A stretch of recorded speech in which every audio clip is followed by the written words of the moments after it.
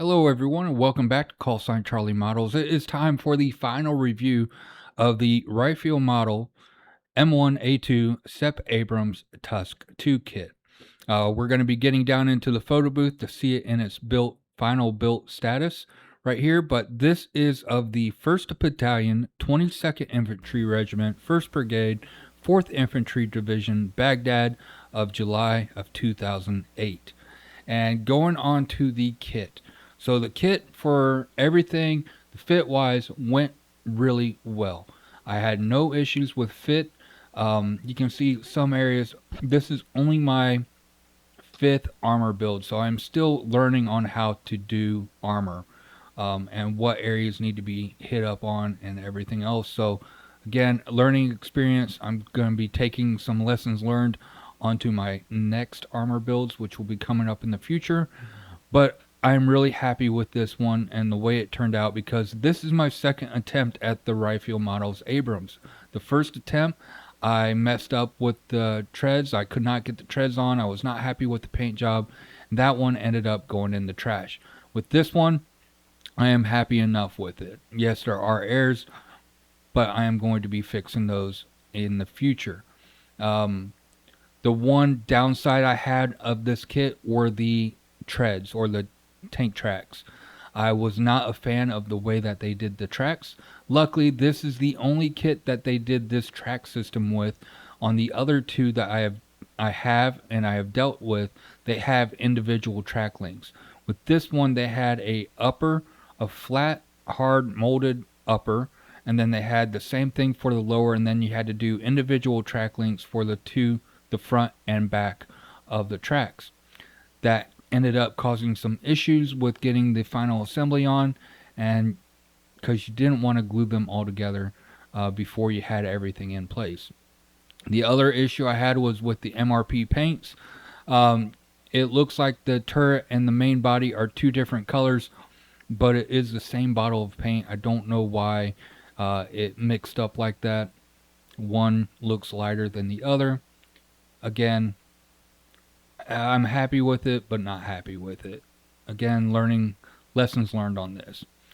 I am happy with the way that the interior turned out. Sadly, you can't see any of it. I tried to get pictures of it for a good 10 minutes, and I just could not get a good angle so you could see detail that was inside the turret or inside the driver's compartment. So when you're in person and you look down in there, you can see it, but on camera, I could not get it. With the next build, I will be doing the hatches closed, but the engine compartment open, so you can see all that. So overall, I am really happy with the way this build turned out.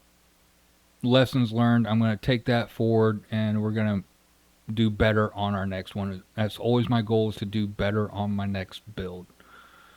And now we're going to be going into the tier list. We're going to see if we need to do any changes to that. And 1 second. I'll be back.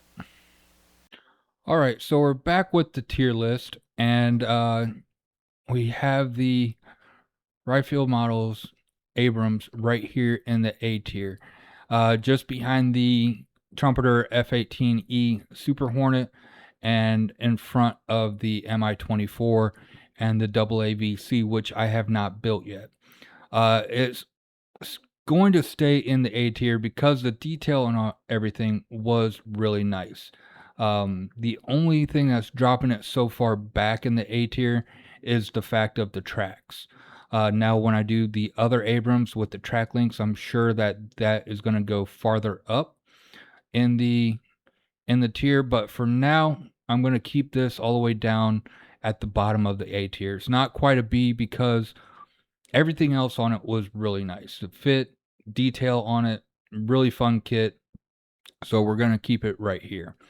And that's going to be it for that. All right, now back down to the photo booth for a final turn of the Abrams. Another thing that I wasn't happy with the way that it turned out was the green tint on the windows. I'm going to definitely have to wait longer when I paint those with the MRP paints before I mask them off. Another lesson learned. All right, so that's going to be it for today. I hope you guys enjoyed this, and I hope you guys stick around for my future builds. We got some big topics coming up here in the near future. If you haven't yet, don't forget to like and subscribe, comment down below, hit the bell button for notifications of when I post future videos. And until next time, I hope you guys have a great day, and I'll see you then. Bye-bye.